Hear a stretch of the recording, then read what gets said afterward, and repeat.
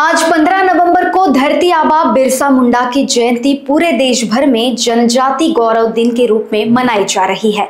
इस मौके पर नागपुर के मानकापुर संकुल में भगवान बिरसा मुंडा का जयंती कार्यक्रम भव्य तरीके से आयोजित किया गया। कार्यक्रम में बच्चों ने आदिवासी नृत्य की प्रस्तुति दी, जिसके बाद उन्हें सम्मानित भी किया गया। इस वक्त मुख्यमंत्री देवेंद्र फडणवीस, केंद्रीय मंत्री नितिन गडकरी, महसूल मंत्री चंद्रशेखर बावनकुले, प्रदेशाध्यक्ष रविंद्र चौहान, आशीष देशमुख समेत सभी की प्रमुखता से मौजूदगी रही। इस वक्त भगवान बिरसा मुंडा के पहले फोटो चित्र पुस्तिका का विमोचन भी किया गया। बता दें कि जनजाति वर्ष के नाम से यह जयंती पर्व मनाया जाएगा। मानकापुर के इस प्रांगण में भगवान बिरसा मुंडा के चित्र प्रदर्शनी का भी आयोजन किया गया है। 3 दिन यहाँ भव्य कार्यक्रम का आयोजन किया गया है, जहां राज्य भर से कई लोग आने वाले हैं। मुख्यमंत्री देवेंद्र फडणवीस ने इस वक्त बताया कि यह आयोजन सिर्फ एक उत्सव नहीं, बल्कि आदिवासी गौरव और आत्मसम्मान का प्रतीक है। उन्होंने कहा कि पार्टी का लक्ष्य जनजातीय समाज के योगदान को नए युग में सम्मान और पहचान दिलाना है। साथ ही मीडिया से बातचीत में अन्य सवालों के जवाब भी उन्होंने दिए। आदर्श असलेले आणि आपल्या सगळ्यांची श्रद्धा एक आदर्श म्हणून आपण त्यांच्याकडे पाहतो। या भगवान बिरसा मुंडा यांना सर्वप्रथम हात जोडून अभिवादन करतो आणि आपल्या सगळ्यांना आदिवासी समाजाच्या विकासाकरता त्यांचे आशीर्वाद निश्चित मिळतील असा विश्वास व्यक्त करतो। हे वर्ष जनजातीय गौरव वर्ष आणि आदिवासी सांस्कृतिक महोत्सव असं मिळून साजरं होत आहे। जनजाती गौरव दिवस हा आपल्या देशाच्या इतिहासात एक पौराणिक इतिहासाशी घट्ट नातं राखणारा असा महत्वाचा दिवस आहे। आपल्या समाजामध्ये विशेषतः आदिवासी समाजाचे योगदान आपल्या देशाच्या विकासामध्ये अतिशय महत्वाचं आहे।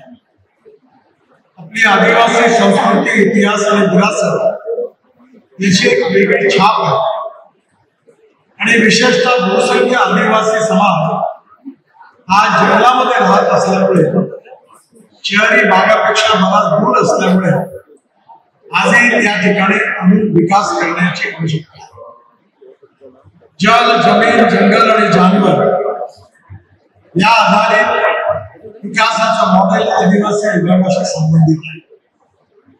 विशेषतः जंगलामध्ये जी संपत्ती आहे, वनसंपत्ती आहे, त्याच्या आधारावर उद्योगाचा विकास होणार आणि आपल्या आदिवासी समाजामध्ये विशेषतः आपले जे हस्तोद्योग असतील, ग्रामोद्योग असतील, कुटीर उद्योग असतील, लघुउद्योग असतील, याच्या मार्फत नवीन विकासाची दिशा मिळेल याकरता राज्य सरकार, भारत सरकार सतत बिरसा मुंडा यांनी जल, जमीन आणि जंगलाचा लढा इंग्रजांच्या विरुद्ध लढला, आदिवासी समाजात क्रांती पेटवली आणि इंग्रजांपासून आणि त्याच्या अत्याचारापासून मुक्ती मिळवली। असे धरती आबा भगवान बिरसा मुंडा यांची जयंती जनजाती गौरव दिवसाच्या निमित्ताने आपण साजरी करतो। ही त्यांची 150वी जयंती देशाचे प्रधानमंत्री माननीय नरेंद्र मोदीजींनी हे जनजाती गौरव वर्ष म्हणून साजरं करण्याचं ठरवलंय। त्या निमित्ताने धरती आबा सारखी योजना 75,000 कोटी रुपये आदिवासी विकासाकरता त्यांनी दिले आहेत आणि त्याचाच एक मोठा कार्यक्रम की ज्यामध्ये आदिवासी संस्कृती, परंपरा, इतिहास या सगळ्यांचं दर्शन घडेल असा आपल्या आदिवासी विकास मंत्रालयाच्या वतीनं नागपूरमध्ये आयोजित करण्यात आलेला आहे। हजारो लोक राज्यभरातून या ठिकाणी आलेले आहेत। अतिशय सुंदर आदिवासी कला आणि संस्कृतीचं प्रदर्शन या ठिकाणी आहे। 3 दिवस चर्चा आणि मंथन आहे आणि मला असं वाटतं की खऱ्या अर्थानं या ठिकाणी क्रांतीसूर्य भगवान बिरसा मुंडा यांना एक प्रकारे आदरांजली वाहण्याचा प्रयत्न या कार्यक्रमाच्या माध्यमातून महाराष्ट्र सरकार करते। जशी लाडकी बहीण महाराष्ट्रात होती तसंच बिहारमध्ये झालं, त्यावर शरद पवारांनी टीका केली की पैसे वाटून निवडणुका होत असेल तर निवडणूक आयोगाने विचार करावा याचा। असं आहे, जो जीता वही सिकंदर। हारल्यानंतर, पराभव झाल्यानंतर पराभव स्वीकारता आला पाहिजे, मोकळ्या मनानं आपल्या चुका कबूल केल्या पाहिजेत, आत्मपरीक्षण केलं पाहिजे। पण आत्मपरीक्षण करणं हे आमच्या विरोधी पक्षाला मान्य नाही। खऱ्या अर्थानं या ठिकाणी वेगवेगळ्या प्रकारच्या ज्या काही योजना आहेत, या योजना करण्याची संधी सगळ्यांनाच होती। त्यांची सरकार होती तेव्हा त्यांनाही होती, त्यांनी केल्या नाहीत। आम्ही योजना केल्या, त्या लोकांना आवडल्या आणि लोकांनी आम्हाला मतदान केलं, त्यावर लोकांना दोष देण्याचं कारण काय कि मैंने इसके ऊपर कल ही बोला है, मैं बार बार नहीं बोलूँगा।